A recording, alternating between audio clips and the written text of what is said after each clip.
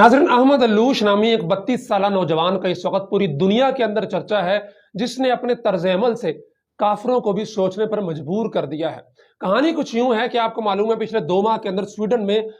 2 दफा कुरान पाक को जलाने और उसकी बेहुरमती करने की कोशिश की गई और उसके अंदर स्वीडन की हुकूमत की तरफ से बाकायदा अदालती इजाजत नामा हासिल किया गया, जो उसे दे दिया गया और पुलिस की इजाजत में उसके हिफाजती हसार के अंदर एक बदबख्त ने कुरान पाक को जलाया, उसकी बेहुरमती की। जिसके बाद स्वीडन के ही 32 साला अहमद अल-उल्लूश ने स्वीडन की ही अदालत के अंदर एक पिटीशन दायर की कि जी मैं तौरात और ज़बूर को जलाना चाहता हूं। ये खबर जब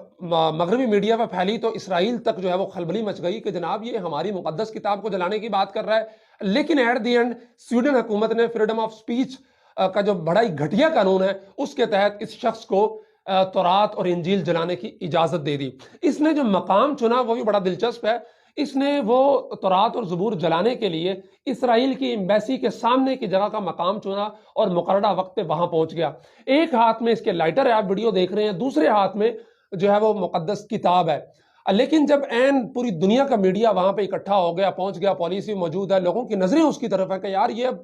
कुरान पाक हमने इनका जलाया था, अब ये उसके रद्दअमल के तौर पर हमारी मुकद्दस किताब को जला रहे हैं। आलम कुफ्र जिनकी ये मुकद्दस किताबें हैं, ईसाई और यहूदी, उनके दिलों के अंदर जो है वो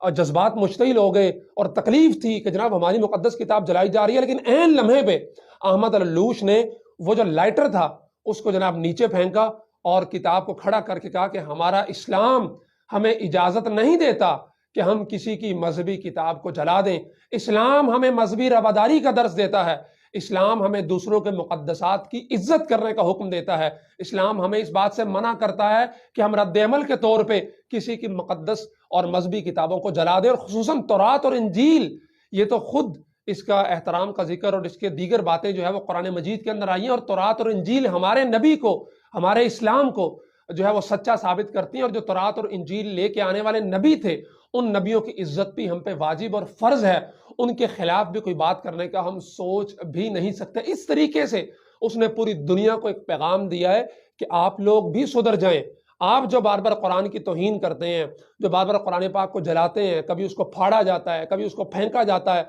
मुसलमानों के जज्बात को मजरूह किया जाता है, तो इस चीज से बाज आ जाएं। जिसके बाद ये वीडियो और ये खबर पूरी दुनिया के अंदर बड़ी तेजी के साथ वायरल होती है और जो संजीदा पढ़ा लिखा तबका था गैर मुस्लिमों का,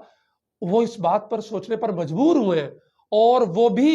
मुजम्मत कर रहे हैं उन लोगों की जिन्होंने आज़ादी इजहार राय के नाम पे कुरान पाक को जलाया, फाड़ा या उसकी तौहीन की। और उन लोगों की तरफ से भी मैंने मुख्तलिफ ट्वीट्स देखी, मुख्तलिफ वीडियोस देखी, जिन्होंने अहमद उल्लूश के इस इक़दाम को बहुत सराहा और कहा कि इसके इस इक़दाम ने हमारी आंखें खोलनी है और इस्लाम का, कुरान का जो सच्चा पैगाम है, सच्चा चेहरा है, वो हमारे सामने आया कि अगर इस्लाम आपको इजाजत नहीं देता कि आप तौरात और इंजील को जलाएं, फिर हमें भी इस चीज की इजाजत नहीं होनी चाहिए कि हम आज़ादी इजहार के नाम पर कुरान पाक को जलाने की जो है वो इजाजत दें और हुकूमतें इस चीज की सरपरस्ती करें और हिफाजती हसार फराहम करें उस शख्स को जो पूरे मुल्कों की सलामती और खतरे में डाल के 1.5-2 अरब मुसलमानों के जज्बात को भड़काने के लिए कुरान पाक को जलाने की मज़मूम हरकत करता है।